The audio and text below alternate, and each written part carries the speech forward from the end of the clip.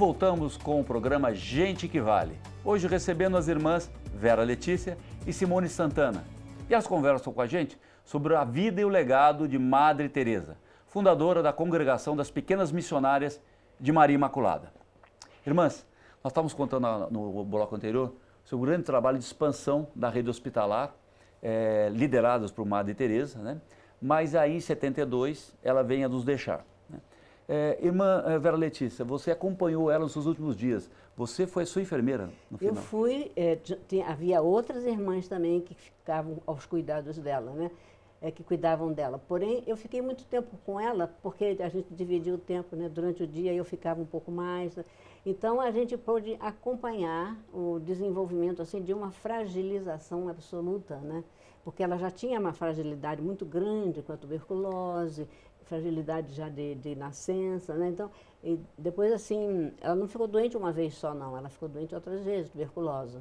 Então, esse enfraquecimento das energias, né, que ela dava tudo, por exemplo, em 10 anos ela pela já vocação mandava dela. Tudo, surgiam os pedidos dos bispos, dos padres, das paróquias para ele administrar locais de gente muito pobre, que estava passando por doenças graves, né? Então, Belo Horizonte, Rio de Janeiro, Santa Catarina foi logo chegando para lá. Então, resultado, depois da morte dela se consolidaram muitas casas dessas assim externas, mas até a morte dela, ela arrumou e conservou aquilo que ela tinha como mente, né? Inclusive o Hospital Nossa Senhora de Fátima, como hospital escola de enfermagem. Então, tudo isso ela fazia assim num toque de caixa meio acelerado, porque ela percebia as necessidades da comunidade, né? Importante, não é só o trabalho hospitalar, ou seja, tem um trabalho social gigante, como por exemplo asilos, ou seja, o trabalho social liderado por Madre Teresa abrangeu todas as áreas. Todas as áreas que implicavam a pessoa humana, né? Desde o nascimento até a idade avançada, velhice, né? Então, daí como essa fraqueza, ela ficou doente, teve pneumonia bilateral, gripe, no fim de 1971. Aí eu comecei a acompanhá-la, né, nesse trajeto de doença, e a gente viu que ela foi se enfraquecendo, já entrou num problema gastrointestinal, que já não podia comer. Como consequência. Né? Como consequência. Então, esse enfraquecimento dela leva realmente uma pessoa idosa a um desfalecimento, né? E o trabalho dela não ficou só aqui no Brasil, né? O exemplo dela acabou migrando para o mundo. Esse trabalho missionário foi para a Europa, para a África. Irmã Simone, conta um pouquinho para a gente como é que isso chegou lá, essa exportação desse trabalho vocacionado de irmã da Madre Teresa e de missionárias que trabalharam com ela. Na verdade, a expansão para fora do Brasil aconteceu depois do falecimento da Madre, né? Então, é uma continuidade do trabalho dela. Primeiro, as irmãs foram para Portugal, acredito que pela facilidade de falar a mesma língua, né? Ali nós assumimos, no governo da Madre Celina, 2 casas de idosos, temos lá até hoje 2 lares de idosos. Depois as irmãs foram para a Itália, até a Madre Vera Letícia, era a Madre Geral da Congregação na ocasião. Hoje também temos lá 2 obras, uma que acolhe irmãs estudantes do mundo inteiro, e também uma outra que é um serviço junto ao cardeal prefeito da vida consagrada. E temos uma casa, um hospital, um ambulatório na África, que é uma obra muito querida, na verdade em Moçambique. Um ambulatório assim bastante pobre. Quando a gente fala de hospital na África é uma coisa à parte, porque quando as irmãs, outra realidade. Outra realidade. Quando as irmãs chegaram lá, a primeira coisa que elas tiveram que fazer foi colocar água e luz, porque não tinha hospital, mas não tinha nem água nem luz, né? E elas fazem ali esse trabalho bonito tanto a nível do atendimento ao doente. E também inauguraram recentemente uma obra que é para acolher as meninas, porque em Moçambique tem uma característica de às vezes as meninas serem vendidas aos 9 anos de idade para se casarem. Então, para proteger essa infância, né, vulnerável, elas formaram essa obra. Acaba acolhendo e protegendo essas meninas. Bom, isso. O legado dela acabou indo para o mundo. E no final da década de 90, uma notícia fantástica, o início do processo de beatificação de Madre Teresa. É isso, né? Está no Vaticano. E parece que a senhora, irmã, é a relatora aqui no Brasil, é isso que acompanha o processo. Em 1997 foi o início do processo de beatificação. De lá para cá foram ouvidas muitas testemunhas, recolhidos muitos documentos, as graças, tudo o que se sabe de Madre Teresa foi um trabalho realmente bastante grande.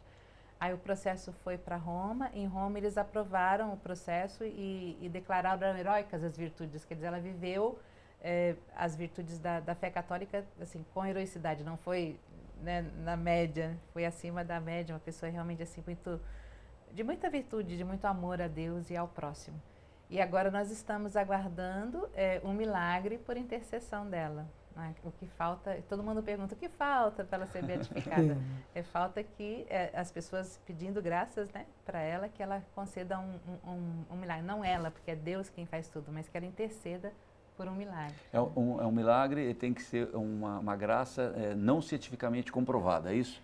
Tem que ser milagre mesmo, porque Roma parece, assim, às vezes as pessoas acham que não, mas Roma é muito séria e muito severa no julgamento. Muito rigoroso nesse processo. Muito rigoroso mesmo, é um processo levado muito a sério. Então tem que ser alguma coisa que do ponto de vista médico não haja explicação. Não dá para ser alguma coisa que poderia se curar com a medicina, e hoje nós temos tantos recursos para curar tantas coisas.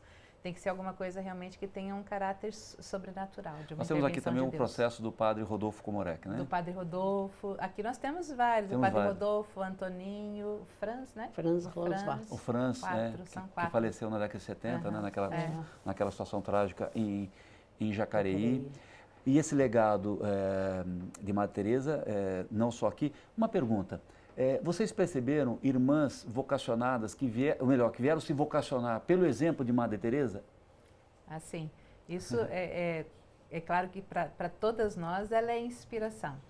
E para as primeiras, a gente ouve muito das primeiras irmãs, que às vezes um contato, um olhar, uma palavra dela foi decisivo para a caminhada vocacional. Importante, né? Esse legado dela realmente é um exemplo para todos nós. Interessante, Eduardo, é que as moças que ficavam tuberculosas e que vinham conviver com ela se encantavam também com a maneira como ela tratava as pessoas, né, na caridade, na bondade, e se interessando pelas necessidades todas da pessoa. Elas acabam ficando assim, fascinadas pela vida que ela levava. E acabam sendo voluntárias, acabam se vocacionando. Acabam se tornando religiosas.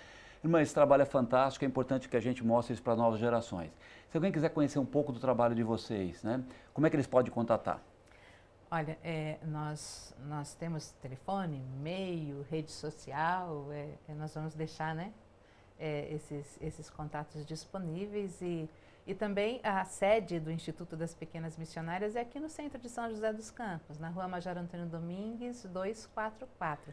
E ali tem o memorial, que é onde a Madre viveu, onde ela faleceu. Foi um lugar assim que foi ultimamente assim muito bem organizado pela irmã Sandra Notolini, está mesmo muito, muito bonito para se visitar e se conta um pouco da história dela. Então fica o convite para fazerem uma visita ali. Ótimo, pessoal, nós estamos comemorando 100 anos da chegada de Madre Teresa, na verdade dia 7, mas nesse domingo existe uma série de atividades, né, comemorativas aos 100 anos da chegada de Madre Teresa. Se você quiser conhecer um pouco dessa belíssima história, uma bela oportunidade. Eu quero agradecer muito a visita de vocês, compartilhar conosco esse belíssimo exemplo de Madre Teresa. E amigos, e aqui nós vamos encerrando mais um Gente que Vale. Eu agradeço a você pelo carinho, pela audiência e te espero aqui por um novo encontro no próximo domingo, a partir das 8h30 da manhã, aqui na tela da TV Band Vale. Até lá!